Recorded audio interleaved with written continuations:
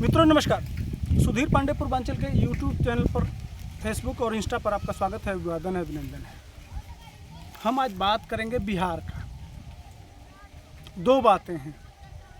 एक तो लालू यादव ने प्रधानमंत्री मोदी को के परिवार पर और उनके हिंदुत्व पर हमला बोला था। दूसरी बात है कि आज नरेंद्र मोदी दूसरी बार बिहार आ रहे हैं। बेतिया में आएंगे और 12,900 करोड़ यानी लगभग 13,000 करोड़ रुपए की सौगात देंगे। उसमें पेट्रोलियम से संबंधित, जैसे बरौनी पेट्रोलियम प्लांट है, उसी तरह से एक मिनी प्लांट देंगे बेतिया को, जिसमें हजारों हजार कामगार, एक तो जब उसका कंस्ट्रक्शन होगा, वह बनेगा, जब उसको वो तैयार होगा, उस समय हजारों लोग काम करेंगे। उसमें तमाम कॉन्ट्रैक्टर बनेंगे, बाहर के कॉन्ट्रैक्टर आएंगे। उसमें तमाम बच्चे फिटर, फैब्रिकेटर और चार्ज हैंड बनेंगे। जो नए बच्चे होंगे उनके अंदर एक गुण आएगा और उस माध्यम पर तमाम बच्चे वहाँ सीख के और विदेश तक जाने का, वहाँ के सर्टिफिकेट को ले जाके विदेशों में तमाम नौकरियाँ पाएंगे। इसके साथ साथ जब वह प्लांट होगा तो वहाँ से पूरे इलाके में डिस्ट्रीब्यूशन होगा, वहाँ हजारों लोगों का आना जाना होगा, वहाँ होटल मोटल से लेके वहाँ बड़े अधिकारियों का रहना, माने हजारों लोगों को रोजगार मिलेगा। ऊपर से बिहार को उस रिफाइनरी से बहुत बड़ा हजारों करोड़ का टैक्स मिलेगा।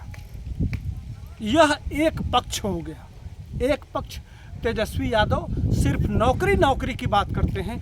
यह नौकरी वह है जो बिहार को टैक्स देगा। लेकिन क्या शिक्षक टैक्स देता है? तो उसके सैलरी में जो कटता है वही वह टैक्स, जब वो लिमिट है जो भारत सरकार। मित्रों, ये मैं इसलिए कह रहा हूँ कि ये इससे बिहार प्रगति के रास्ते पर जाएगा। ये प्रगति के सही माध्यम है, जिससे बिहार को टैक्स मिले, रोजगार भी मिले और मजदूरों के पलायन को रोका जाए।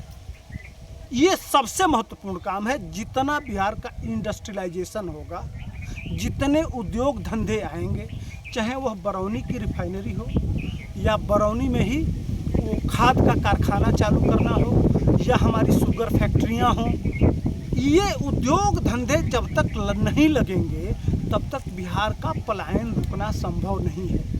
चाहे वह गुजरात का मॉडल देख लीजिए, चाहे वह तमिलनाडु का मॉडल देख लीजिए, चाहे वह महाराष्ट्र का मॉडल देख लीजिए।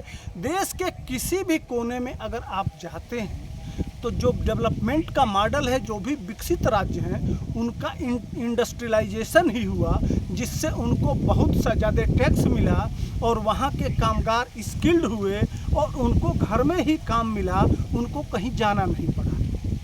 यही विकास की सही नींव, जो डेवलपमेंट की नींव है, वही एक एक करके नरेंद्र मोदी रख रहे हैं। पहले आपने 32,000 करोड़ दिया, नेशनल हाईवेज और पुल और इंडस्ट्री। उसके बाद से उन्होंने 25,000 करोड़ दिया। अब 12,000 करोड़ की सौगात लेके बेतिया में आ रहे हैं। इसके साथ साथ अब जो लालू यादव परिवार की बात करते थे कि नरेंद्र मोदी तुम्हारा परिवार क्यों नहीं है, तो उसका जवाब नरेंद्र मोदी ने बहुत प्यार से दिया और आज बेतिया की जनता भी दे रही है। नरेंद्र मोदी अभी भाषण, हमारे वीडियो बनाने तक नरेंद्र मोदी का भाषण सुनिएगा।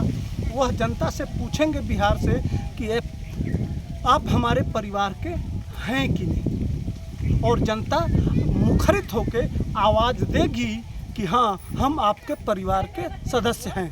इसलिए वो कहा, ये आज ही की बात नहीं है। उन्होंने लाल किले से जब 15 अगस्त को भाषण दे रहे थे, उस समय भी क्या कहा था? पहला आवाज़, मेरे परिवारजनों। एक माने 6-7 महीना पहले ही उन्होंने बता दिया था कि यह 140 करोड़ मेरा परिवार है।